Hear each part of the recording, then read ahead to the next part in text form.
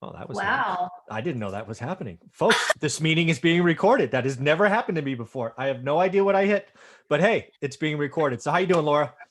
I'm doing great. How are you I'm doing? doing well. That totally shocked me. I didn't really expect to hear that voice in my head. So anyways, this is being I know. recorded. Hey, so the Yeah. first, I don't know what to do. So the first topic we're going to talk about is a pretty important one because you and I have been in the business a long time, almost 4 decades between us. Yeah. And I think what we both see coming in the future, and it's probably the near future, meaning within the next couple of years, is another cycle where I think creative financing is going to be one of the most important skills for people to pick up. Right. What I mean by that is there are some cycles where, being a cash buyer, like if you're coming out of 2010 and the bank is the seller, it's Yeah. cash, right? It's 100%. hard Yeah. money. It's whatever, right? Yeah. The bank is not going to be a creative finance engine, right? No. Yeah. Right. But that's not where we're going, right? What I see coming, and maybe it's a fear actually. So maybe I'm talking about a boogeyman that won't happen. But this is what I see, and I wanted to see if you see it as well, Laura. Uh-huh. Right. So this year we've seen a lot of people go into forbearance. Hmm. It looks like a lot of people are going to be put into this avoidable foreclosure Yeah. process, which Yeah. means it's going to feel good for a minute. But what I Right. think is going to happen is people are going to take their 10, their 20, their 40, their 80, whatever their balance is, and it's Hmm. going to be stuck on as almost an invisible second.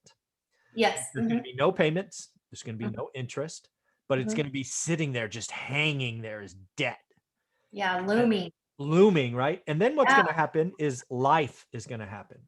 Yep. We all know that the horrible statistic that 50% of marriages end in divorce, Hmm.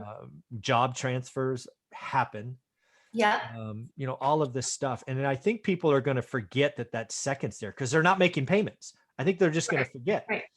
And Yeah. real estate will go into a slowdown. I don't see a crash, but if you don't have equity, you don't have equity. Right. And, in a year or so, people are going to go, damn it, I need to sell this Vegas house or this California house or this Miami house or wherever it is. And then they're going to go get a listing broker and they're going to realize they don't have any equity. And it's like, whoops. Yeah. So am I crazy? Do you see that coming or what's going on? Yeah, Pace and I have been talking about that a lot actually lately. Is that's going to be kind of the winning strategy to pick up a bunch of properties, Mhm. um, because I mean it could even be a good thing. Someone having a baby and Yeah. they need more room or something like that. I actually saw some of those documentation for somebody who went into forbearance. I helped them sell their house. The good thing is the market's still going crazy, Yeah. so they still profited. Um, but I remember like vividly the first time I had a listing where, I used to be like really like, I'm not going to ask people their financial situation. I'm not going to ask them their mortgage balance. Really quickly, I learned that's not the way to do things. Yeah. Because you Not a get good clients. strategy. Yeah, you get clients that show up to the closing table and they're surprised. And when at first I was like, how are you surprised? How do you not know your mortgage balance? Like, why do I need to, Yeah. what? So the first time I had a listing where someone had to come to with cash to the closing table, it was $99,000, and I remember being so afraid to make that phone call. Yeah. The good news is I knew that he was going to have to pay money, Mhm. and that's the scary part. Is like once we go through this market, if people don't have equity, you know someone having 99 grand to pay to sell their house, that's not common. It's No, that's not common. way, way, way more common that people will need to break even bare minimum. So if they can't, we can provide the perfect solution to, you know, take over their mortgage, get them Mhm. out of the house, get them what they want, maybe even give them something on top of it, maybe Mhm. a little bit of cash, maybe help with moving, if they were trying to sell traditionally, they wouldn't be able to. So yeah, it's going to be the perfect way to help people out. And what's great is interest rates are so low right now. We're going to be taking over mortgages with just great terms. So Yeah, that's where I was. The beauty of creative financing, if you do it right, like you do with the sub two family, mhm. is you really do have win-win transactions, but it takes conversations. Yeah, it does. Don't Yes. assume. Right. And yeah, so I fear the invisible debt, but in addition to that, what else do I know about avoidable foreclosures? The payment is going to be amazing. Right. So we're going to Yeah. want that debt has value, right? I would love to pick up loans with a 2.75% 40-year interest rate, right? Or a 40-year term. Those All day, every day. Yeah. all day, every day, right? I don't care if there's no equity. What's my time horizon? Forever. Forever. Right? Yeah. So, Yeah. I think it's going to be very interesting. And again, it's just a measure of just the consumers not knowing they're gonna. I just know it. They're gonna forget it's there, right? They don't make a payment. They don't think about it. Yeah. Oh, what do you mean? I got $40,000 of second out there. When did that happen? Oh man, come on. It's I gonna. know. And it's truly, if you're not in the industry, I feel like a lot of people aren't understanding what's going on. I've spoken to lenders who are, even right now, they're having to, there's like a crazy percentage. This guy, he's like 30% of my loans are going into forbearance within the first 90 days. And if that happens, I have to Wow. pay back my commission. And so he actually started being like, what's going on? But he doesn't want to call his clients, but he did a purchase for a friend. He got notification that his friend went into forbearance, and he was like, I know you have your job. Like, why would you do that? And so he contacted the friend, and the friend said, well, I don't know. They just told me, like, do I just want to like not make my payments for a while? So he's like learning that they're advertising this to, everyone who has a mortgage, like, hey, are you having trouble in any way? Check this Something box. going on? Yeah. And it's like they think it's easy, like it's just going to go away. I think a lot of people think it's forgiven. Yeah. And going back to the house that I just sold, that I saw the documents for that, Yeah. they were like, hey, we got a call from a title company in Texas, and they overnighted some documents, and they want us to go get them notarized. Can you come over and look at them? And I was like, yeah, sure. Came over and looked at them, and it was a second mortgage that they were Wow. putting on the property, and there was like no real conversation or understanding to what their forbearance was, what they were signing. And I was just like, how are you guys ending up in this situation? But the other thing too that's going to be great about this is, if you're trying to pick up properties and you're going and getting hard money, and then you're hoping to do, the Burr method and refinance, they're making it harder for investors to go get traditional loans. They're, Oh yeah. like it's like almost impossible to get some good terms on these properties that you want to buy as an investment. So buying them subject to and taking over someone's mortgage with an amazing interest rate that's not interest only, that you didn't have to pay points to originate, is like a dream come true. It seems like it's too easy, but it's the only way that we buy properties now. Yeah, So no, easy. I think you and your husband, right? The sub two family or program or community, I guess, um, Yeah, is kind of where it's at right now, right? Creative financing, because I, I think the Burr method gets harder going forward, it does. right? Yeah, they're gonna make it almost impossible. Again, like there are times where any method has its day in the sun, Right. right? And I think Burr was kind of like 2014 to 18 was kind of prime time Burr. Yeah. But now once people start writing books about it, it's probably over, and people are writing books about it. So it's kind I of funny. better tell Pace to cool it on the sub too. Yeah, don't. I don't want this to end. Yeah, It's too good. it's too good right now. But again, I mean, just in fairness, creative financing will have its time in the sun. I think it's just coming, not behind us. Yeah. And it's going to be this. It'll be just like Burr, right? 12 to 18, kind of 4 to 6 years. Yeah. And what are you going to be able to pick up? Well, in my mind, you're going to be able to pick up. It's going to be amazing. You're going to be able to pick up newer and nicer homes, Oh yeah.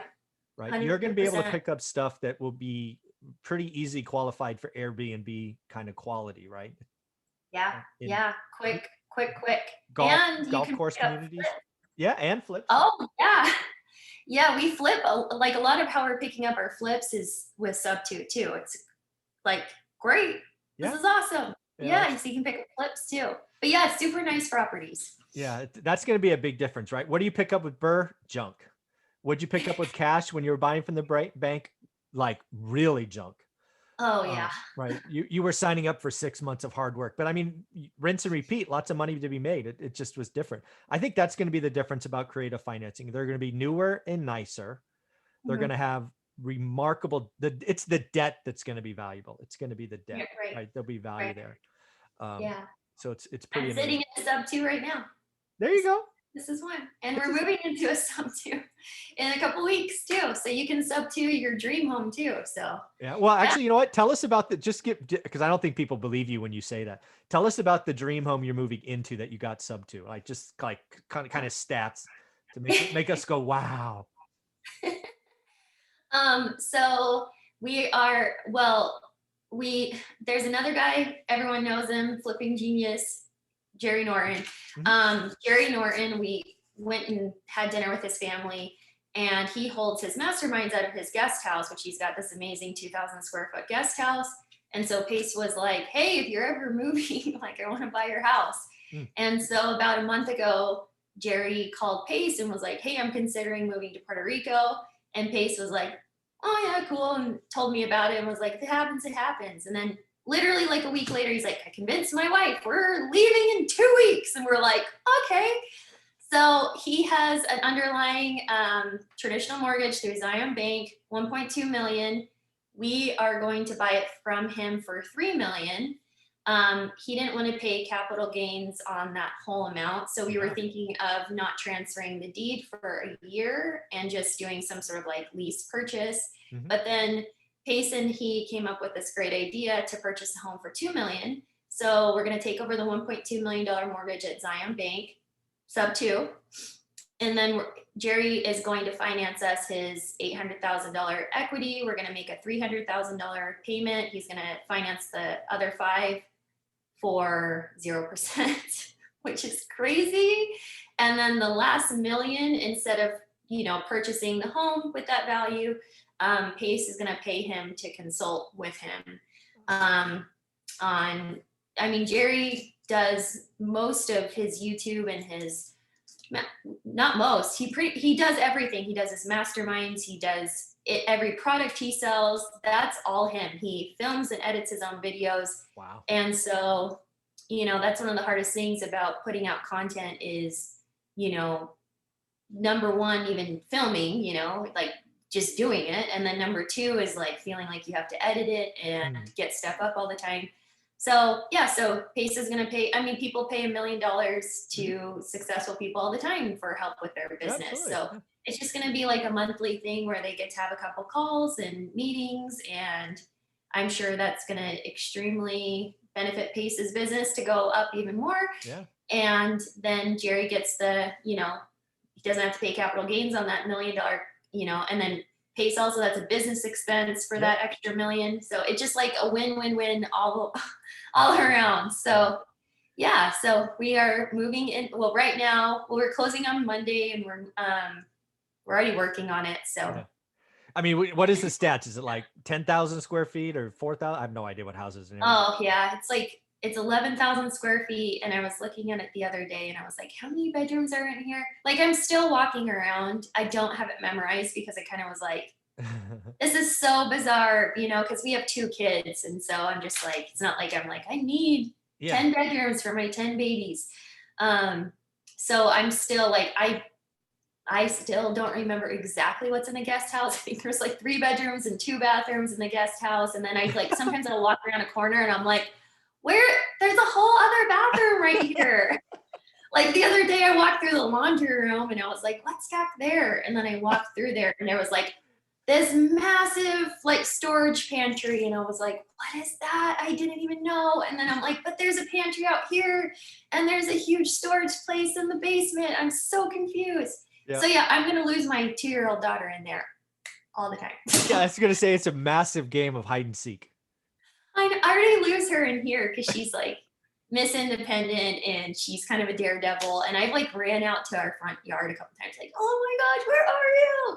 And of course she's like behind her curtains in her bedroom or something. But I'm like, wow, I'm gonna have to put like a tracker on her or like one of those leash backpacks. But oh, that's hilarious. I'm gonna have a hard time. Well, again, right? Yeah. You can sub to anything, and it really boils down to a conversation with the existing owner. That's really what you've done. Is, right? You've structured an agreement that works for him and works for you. That's and awesome. It works out perfectly. Yep, it's great. Very cool. So it's definitely the thing to add to your toolbox because Yeah, they're coming. you, It's coming. yeah, yeah, get ready. Yeah. Get Well, ready to make some money. there you go. Well, tell if people wanted to, stop this video and go check out what you guys are doing with Sub 2, where do you want to send them? Oh, sub2.com, to.com. Yes, subto.com, Sub 2. Yeah. Very cool. Thanks, Laura. All right, thank you.